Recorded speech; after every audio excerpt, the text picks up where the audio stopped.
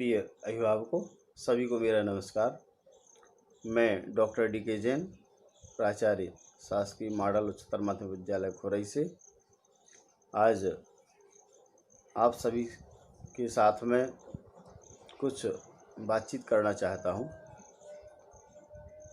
वर्तमान का जो समय चल रहा है उस समय में हमारे सभी विद्यालय अभी बंद चल रहे हैं, लेकिन हमारी पढ़ाई अभी प्रारंभ है और शासन के निर्देशों के तहत हमारा घर हमारा विद्यालय यह कार्यक्रम अभी चल रहा है। और इस कार्यक्रम में आप सभी अभिभावकों की मैं महत्वपूर्ण भूमिका चाहता हूं। आपके सभी बालक बालिकाएं डिजी-लैब ग्रुप में जुड़े हुए हैं और उन डिजी-लैब ग्रुप के माध्यम से अध्ययन सामग्री जो आपको प्राप्त हो रही है उस अध्ययन सामग्री से निश्चित ही वे अध्ययन कर रहे हैं। लेकिन कुछ अभिभावक अभी भी अपने बच्चों के अध्ययन के प्रति सचेत नहीं हैं। शासन की योजनाओं के अंतर्गत डिजी-लैब समूह में अभी जो सामग्री भेजी जा रही है उसके अलावा दिनांक 20 जुलाई से लगातार पाठ्यक्रम के अनुरूप उनको पाठ डिजी-लैब समूह में भेजे जाएंगे और डिजी-लैब समूह के साथ में टीवी पर भी इसका प्रसारण किया जाएगा। तो मेरी सभी अभिभावकों से अपेक्षा है कि जितने भी अभिभावक इन समूहों में जुड़े हुए हैं और अगर उनके पास स्मार्टफ़ोन हैं तो छात्रों को स्मार्टफ़ोन उपलब्ध कराएं। यदि स्मार्टफ़ोन उपलब्ध नहीं हैं तो छात्रों को टीवी पर अध्ययन सामग्री जो क्लासरूम के माध्यम से पढ़ाई जाएगी उसके लिए उनको तैयार करें।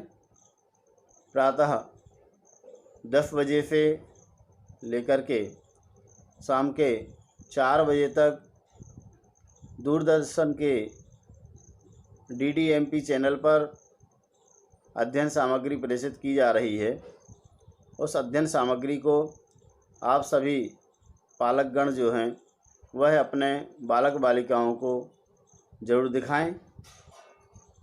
उसके साथ आपको एक काम और करना है कि अपने बालक बालिकाओं के लिए जो अध्ययन सामग्री प्रेषित की जाएगी उसके साथ उनकी एक कॉपी भी तैयार कराना है। कॉपी तैयार करा के उसमें आपको जो अध्ययन सामग्री पढ़ाई जाएगी उसके बारे में लिखना है। टीवी पर जो कार्यक्रम प्रसारण किया जाएगा उसकी समय सारणी तैयार हो गई है जो आपको ग्रुप पर भी भेजी गई है और आप उसकी हार्ड कॉपी भी प्राप्त कर सकते हैं। उस जो समय सारणी है उस समय सारणी को आप जहाँ पर आपका बालक बालिका घर में बैठते हैं, टेबल लगाते हैं जहाँ बैठ कर के वे पढ़ते हैं, वहाँ पर उस समय सारणी को लिख करके चस्पा करा लें और उसी समय सारणी के आधार से अध्ययन सामग्री का अध्ययन करेंगे। जो विषय उसमें उनको कठिन लगते हैं, जो विषय वस्तु समझ में नहीं आती है, उसको भी छात्र अपनी कॉपी में लिख लें और कॉपी में लिख कर के आपके जो शिक्षक हैं, विषय शिक्षक, उनसे आप उन समस्याओं का हल प्राप्त करें। इसके साथ ही आपका प्रत्येक शनिवार को एक विषय का टेस्ट आयोजित किया जाएगा और वह टेस्ट प्रत्येक छात्र को देना है। या पड़ोस में रहने वाले किसी बालक बालिका के पास में टीवी या स्मार्टफ़ोन नहीं है तो आपको एक बहुत अच्छा काम करना है कि ऐसे बालक बालिकाओं को कोविड-19 के तहत सुरक्षा की दृष्टि से सुरक्षा रखते हुए मास्क विधिवत पहने हुए, सैनिटाइज करते हुए और अपने यहाँ स्थान दे सकते हैं। उसी समय पर आपके पुत्र पुत्री भी पढ़ें और पड़ोस में रहने वाले जिनके पास टीवी, स्मार्टफोन इत्यादि नहीं हैं, वे भी उससे पढ़ सकें। ऐसा कार्य आप कर सकते हैं, क्योंकि ज्ञानदान से बड़ा कोई दान नहीं है। अगर एक बात और कहना चाहता हूँ कि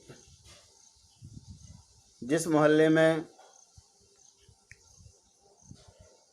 बड़े बच्चे हैं जो 10वीं और 12वीं पास हो चुके हैं,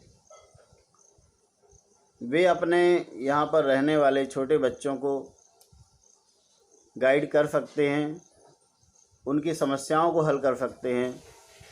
अगर समय मिले तो उनको पढ़ा सकते हैं। सुरक्षा लेकिन अत्यंत आवश्यक है। सुरक्षा का जरूर ध्यान रखें। और